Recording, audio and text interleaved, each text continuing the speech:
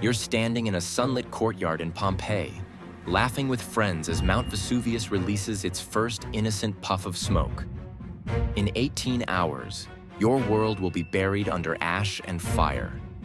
Some will escape, most won't. This is how you experience the most infamous volcanic disaster in human history. Every place remembers, every echo lingers, waiting to be seen again. This is no ordinary journey. It's your past. It's their story. Adventures past. What was and what might have been. The morning sun warms your face as you walk through the bustling streets of Pompeii.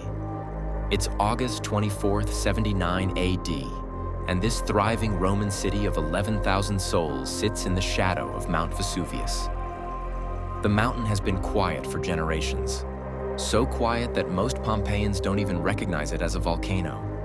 You pass a corner tavern where men are already drinking wine and playing dice games. The smell of fresh bread wafts from a nearby thermopolium, one of the many food stalls where citizens grab their midday meals. Slaves follow their masters, carrying goods from the Macellum market. Children play in the streets while merchants shout about their wares. This is your Pompeii, a city of wealth and pleasure, of art and commerce.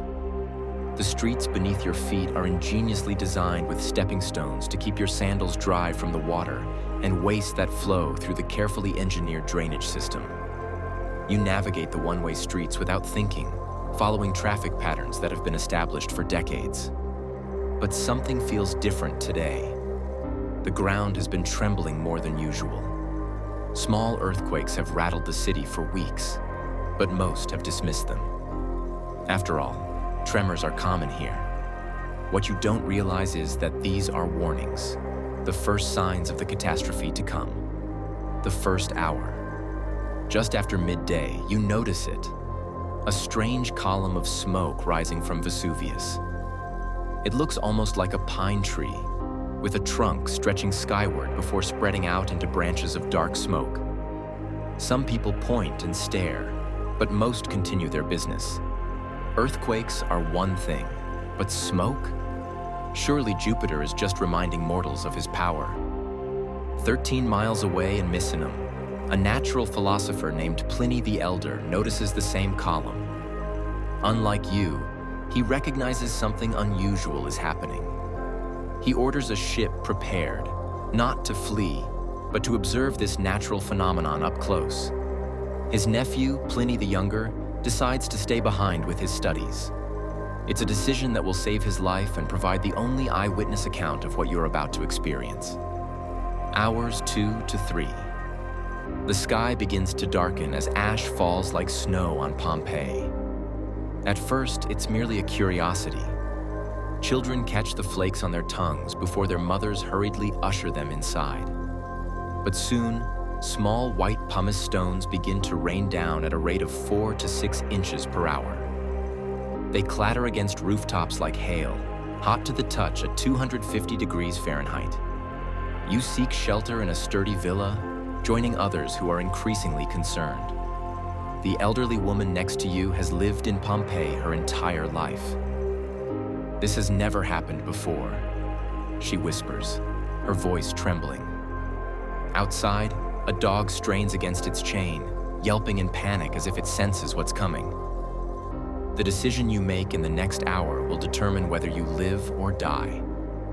Some Pompeians are already fleeing north toward Naples. Others head south to the harbor, hoping to escape by sea. But many, perhaps most, simply wait in their homes, believing the worst will soon pass. Hours 4 to 6. The fall of pumice and ash intensifies. The weight begins to collapse weaker roofs, trapping people inside their homes. The air grows thick with dust and sulfur dioxide, a choking, rotten egg smell that burns your lungs. Breathing becomes difficult. Your eyes water constantly. Those who decided to flee earlier are already miles away. Those who waited face increasingly desperate choices. The streets are now covered in nearly 3 feet of pumice and ash. Moving through the city becomes a struggle, and the falling debris grows larger, some rocks now the size of your fist. At the harbor, Pliny the Elder has arrived in his ship, but conditions are deteriorating rapidly. The sea itself seems to be retreating, making landing impossible in some areas. He diverts to Stabiae, where he finds his friend Pomponianus preparing to flee. Despite the danger, Pliny attempts to maintain calm, even taking a bath and lying down to rest. His confidence is misplaced. As night falls, an eerie glow illuminates Vesuvius. What you don't yet understand is that the worst is still to come. The volcano is about to enter a new and deadlier phase, one that will transform a disaster into an apocalypse. Hours 8 to 12. Total darkness has enveloped Pompeii, broken only by occasional lightning flashes from the volcanic cloud and the distant glow of Vesuvius. The continuous fall of ash and pumice has reached such depths that people trapped in ground floor rooms can no longer escape through doors. Some manage to climb to upper floors and break through roofs, only to face the pelting debris outside. The gladiators from the barracks, men trained to face death, huddle together as their roof groans under the weight. Even these hardened fighters appear terrified.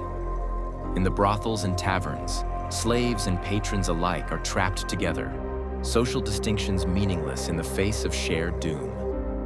By now, the volcanic cloud towers 20 miles high. What happens next will be unlike anything witnessed in recorded history. Hour 12. The first pyroclastic surge.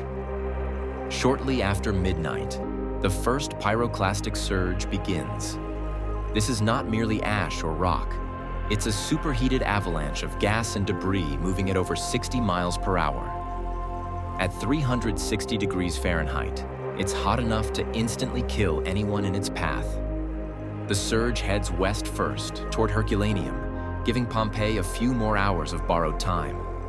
But with each surge, the volcano's magma chamber empties, causing the mountain structure to become unstable. The column of ash that has been rising straight up begins to collapse. If you've survived until now, your chances of escape are dwindling by the minute. The next surge will come directly for Pompeii, and nothing in human experience has prepared you for what it will bring. Hours 14 to 16. The deadly surge dawn should be breaking, but the sky remains pitch black. Then, on the horizon, you see it. Not light, but a different kind of darkness. A cloud hugging the ground, moving with impossible speed toward the city. This is the fourth pyroclastic surge, and it's heading straight for Pompeii. The air temperature suddenly spikes to over 400 degrees Fahrenheit. The surge moves faster than any human can run, enveloping everything in its path. Those caught outside die instantly, their lungs seared by the superheated air, their muscles contracting violently in death. Inside buildings, the temperature rises so quickly that even silverware begins to melt. The human brain, with its high water content, is literally vitrified, flash boiled and turned to glass within skulls. A group of fugitives who had hidden for hours, waiting for the right moment to escape, make their final desperate attempt. Among them is a family carrying a child just over a year old. They've stayed together, as humans instinctively do in crises, seeking comfort in the familiar even as the world ends around them. They make it just a few hundred yards before the surge overtakes them. Hours 16 to 18. The final moments. By now, Pliny the Elder has also succumbed, likely to toxic gases and his own respiratory problems, collapsing on the shores of Stabiae. His body will be found 2 days later, looking as if he had simply fallen asleep. Back in Pompeii, successive pyroclastic surges, 5, then 6, sweep through the already devastated city. Each one deposits more layers of ash and debris.